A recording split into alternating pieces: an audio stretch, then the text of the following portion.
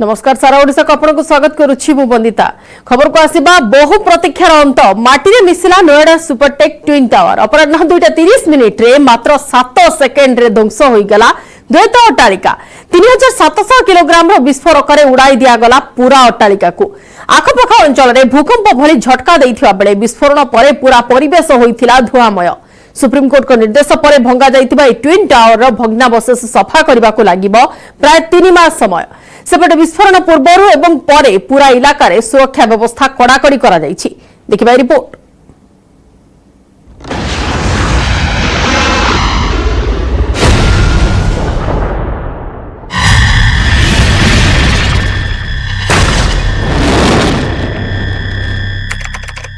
तारीख अगस्त 28 समय अपराह्न 2:30। विश्व देखिला 9 सेकेंड रो इतिहास। 3700 केजी रो विस्फोरक मात्र 7 सेकेंड रे ध्वंस। 5 4 3 2 1 0।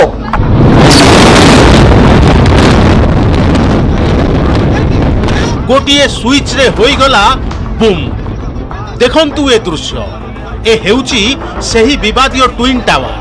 देखंतु केमिति माटी रे मिसी जाउची सुपरटेक ट्विन टावर।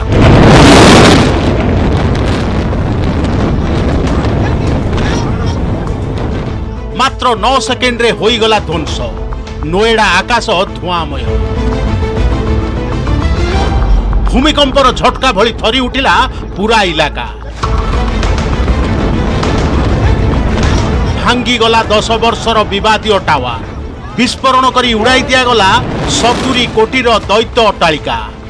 पूर्व निर्धारित समय अनुसार ठीक अपराह्न 2:30 रे ध्वंस पाईगला यह टावर।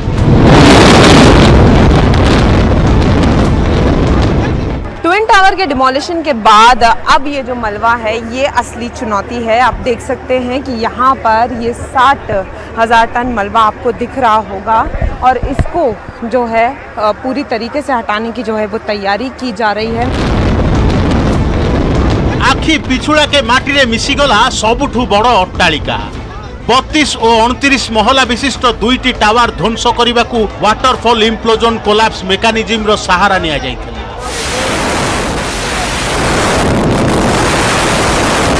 तेबे ट्विन टावर ध्वंस पाइबा परे सबु किछि ठीक ठाक थिबा कहिछि प्रशासन। आख पाखरे थिबा अन्य सोसाइटी गुड़िकरे मध्य कौनसी क्षति होई नाही। लार्जली जो पूरी एक्सरसाइज है एज पर प्लान्स थी और उसका एग्जीक्यूशन बिल्कुल एज पर प्लान हुआ है। बाकी अभी एक्सपर्ट टीम्स जो है वो मौके पे हैं, वो असेसमेंट कर रहे हैं। ब्लास्ट लार्जली सक्सेसफुल है। जो डिमोलिशन वेस्ट था वो सारा लार्जली साइट के अंदर ही है। थोड़ा सा मलबा रोड पे और एटीएस की वॉल की तरफ गया है। बाकी जो लार्जर डिटेल्स हैं साइट पे चेक हो रहे हैं।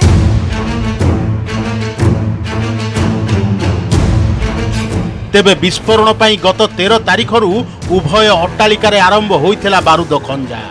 अट्टालिकार 9642 टी होल करा जाई 11 दिन धरी चलीथिला विस्फोरण खंजा कार्य। विस्फोरण पूर्वरु कंट्रोल रूम रे मॉक ड्रिल होइथिला। एथिपाई कामरे लागिथिले 600 विदेशी इंजीनियर, 10 जन भारतीय एक्सपर्ट को सह 30 जन कर्मचारी। 100 मीटर दूररु रिमोट कंट्रोल जरिया रे ट्विन टावर रो विस्फोरण करा जाइछि।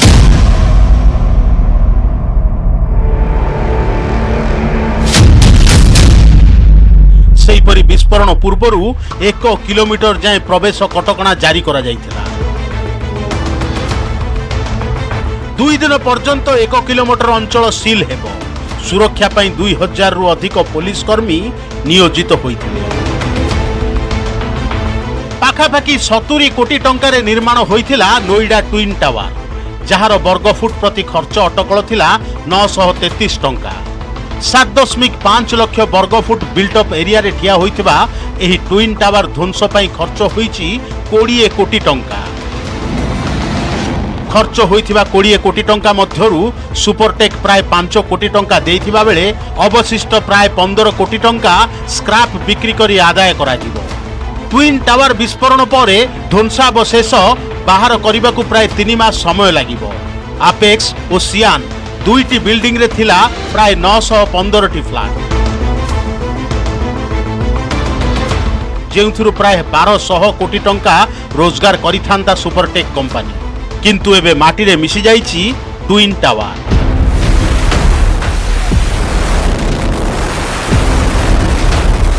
Bureau report news 18 Odia.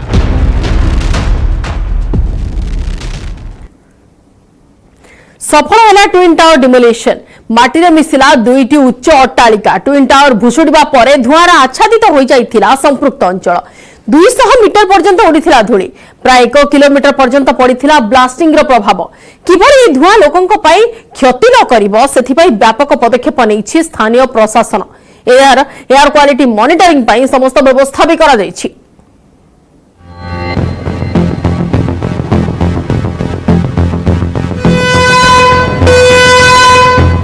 Siren बाजिबा क्षणी बढ़ी चलीथिला सुस्पंदन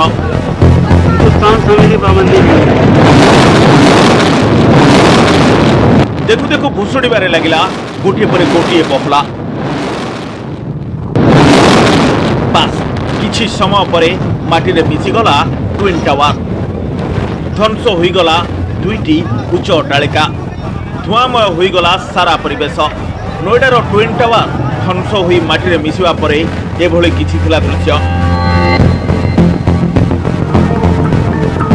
डिमोलिशन ड्राइव रो प्रभाव देखा मिलता ब्लास्ट हेबा परे 10 रु 15 मिनिट जाए धुआंमय परिवेश होइथिला सारा अंचल 200 मीटर रु अधिक उच्च पर्यंत उड़ीथिला धूली धूलीमय हो जाइथिला स्थानीय घरद्वार पार्क एवं एक्सप्रेसवे विस्फोरण बेले कंक्रीट रु जो धूली उड़ीची ताहा स्थानीय अंचल रे वायु प्रदूषण करिची 30 मीटर पर्यंत अनुभूत होइथिला कंपन बा वाइब्रेशन ब्लास्ट साइट ठारू 1 किलोमीटर पर्यंत यार प्रभाव पड़ीथिला 3 घंटा पर्यंत आखपाख अंचलवासी निश्वास नेबारे समस्या होइथिबा कहा जाउछि एभली पार्टिकुलेट मीटर PM10 एवं PM 2.5 वृद्धि पाइबार आशंका रहिछि जहा जनबसति पई क्षतिकारक।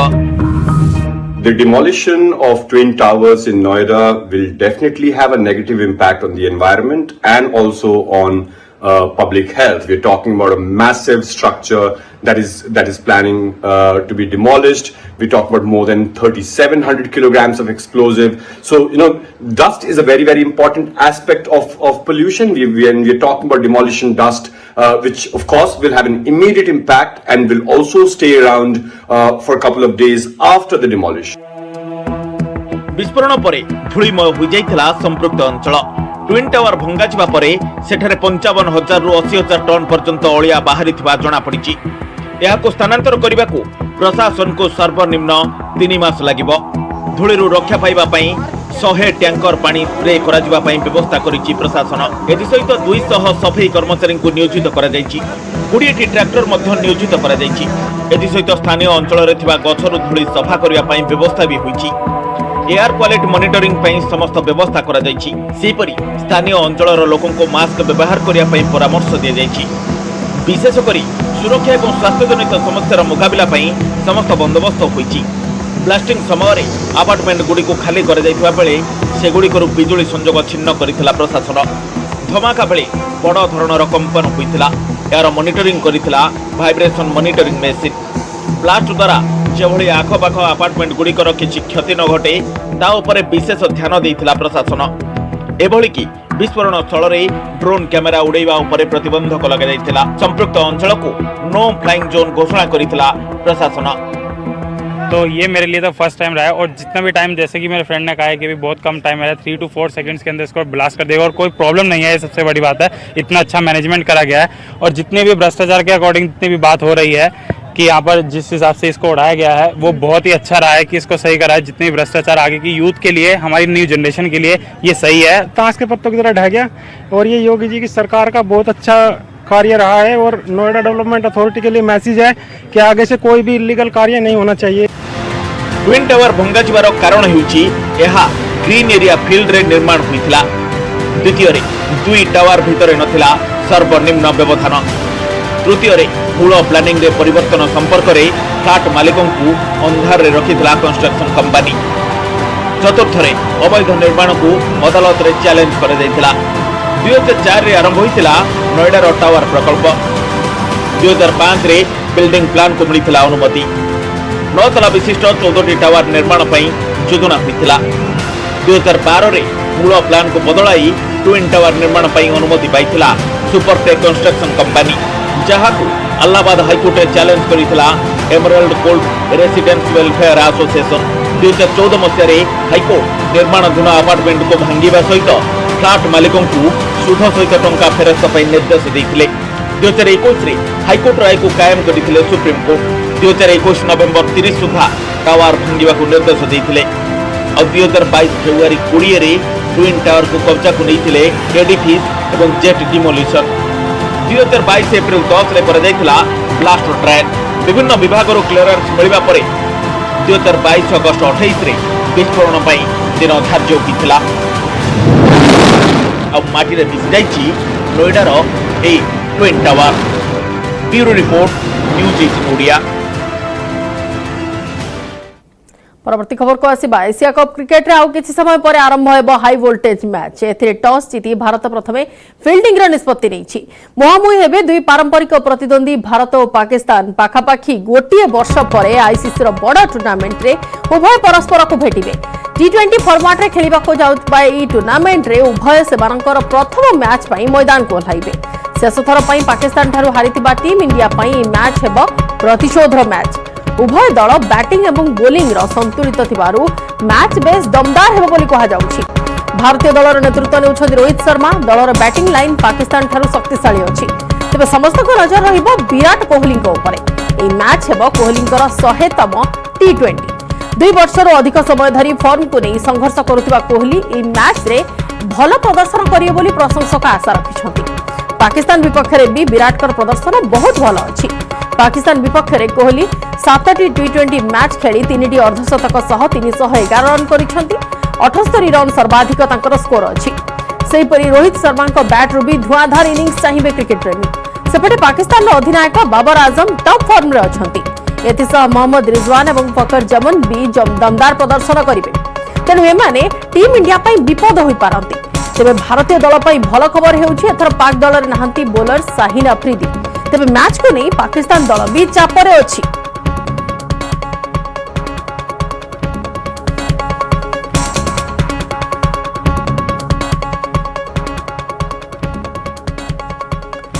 आसिबा आउ किछि गुरुत्वपूर्ण खबर को। स्मार्ट सिटी रे गंधमय परिवेश, स्थाने स्थाने गदा गदा अलिया। राजधानी अलिया को रेड सिग्नाल देखाई आछंती दारुठेंग ग्रामवासी। सेपटे बुझाई बुझाई नयंत हेलेनी भुवनेश्वर महानगर निगम। हेले राजधानी अलिया केउठी पड़िबो? बायो माइनिंग प्लांट दारुठेंग रे हेबो ना नाही, से नहीं आज निष्पत्ति नहीं पारंती दारुठेंगवासी। सेपटे समस्यार समाधान पाई बीएमसी मेयर को चिठी लिखिछंती सांसद अपराजिता षडंगी। नागरिकों को निज दुख न कही लोकों को समस्या बुझीबा को कहिछंती अपराजिता।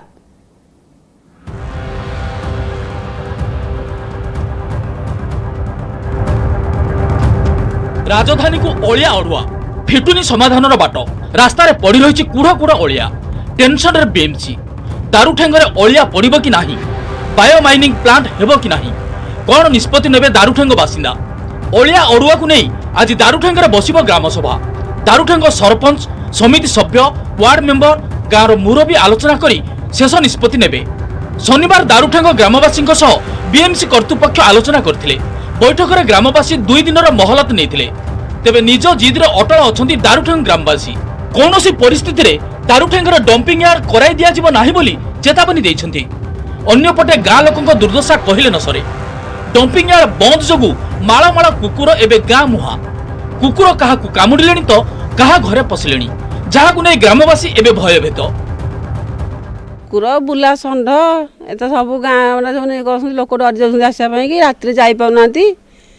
बहुत लोक भी गाई गोरु सकाशे धक्का माने पड़ी भल होती बस कि पिंडा बंड तो आम बस पारूनी आत अलिया गंध आसो। आम एक्जिमा जादू बादू सब हो जाऊँ कैंसर भी लोक पीड़ित हो गले। सरकार को एत अनुरोध जे कहीं जुलम कौन पे जुलम आम कौन कि ना आम न्याय ना कि ना आउ से सरकार को धन्यवाद देवु जे यथाशीघ्र एठू डंपिंग यार्ड हटा जाऊ। सेपटे समस्यार समाधान पाई बीएमसी को 3 दिन समय देइछंती भुवनेश्वर सांसद अपराजिता षडंगी। नचेत बीएमसी कार्यालय जाई मेयर और कमिशनर सह आलोचना करिवे बोली उल्लेख करी सुलोचना दास को चिठी लिखिछंती। नागरिक को निज समस्या न कही लोकंक समस्या समाधान करू प्रशासन। राजधानी जदि अलियामय हेबो ताहले राज्य सरकार पदक्षेप नेबा उचित। केवल दारुठेंग नुहे बरं अंधारुआ, चंदका, दढ़ा, पाटना, बारंगर किछि अंश सहित चंदका हाथी अभयारण्य यह द्वारा प्रभावित होइछि बोली कहिसेंती भुवनेश्वर सांसद। 5टा पंचायत एडवर्सली अफेक्टेड, दारुठेंग, अंधारुआ, चंदका, रघुनाथपुर और दाढ़ापाटना आउ बारंग जोटा मोर संसदीय क्षेत्र नाही तार भी गोटे पार्ट।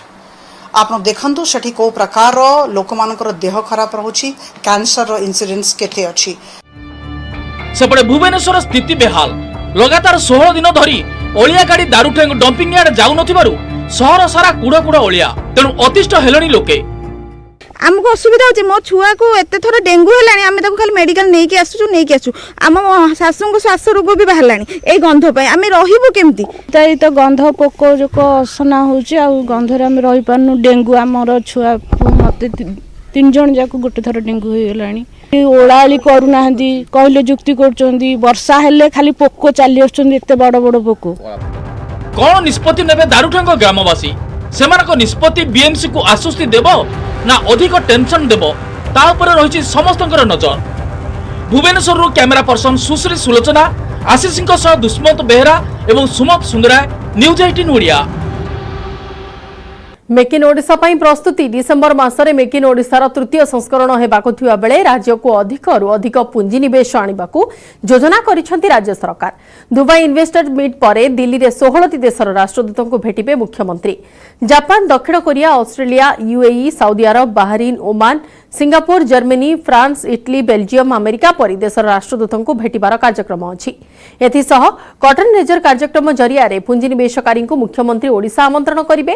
राज्य रे पुंजीनिवेश पई अनुकूल वातावरण थिबा बेले पुंजीनिवेशकों को आकृष्ट करिवे सरकार। दुबई इन्वेस्टर्स मीट रे प्राय 21,000 कोटी टंकार पुंजीनिवेश प्रस्ताव रहिथिबा बेले दिल्ली कार्यक्रम को सफल करबाकू सरकार योजना करिसेंती। 2016 प्रथम संस्करण रे 2 लाख कोटी रो पुंजीनिवेश प्रस्ताव मिलिथिबा बेले 2018 द्वितीय संस्करण रे प्राय 4 लाख कोटी टंकार पुंजीनिवेश प्रस्ताव मिलिथिला। तेबे राज्य रे शिल्पायन नै सरकार को समालोचना करिसेंती विरोधी।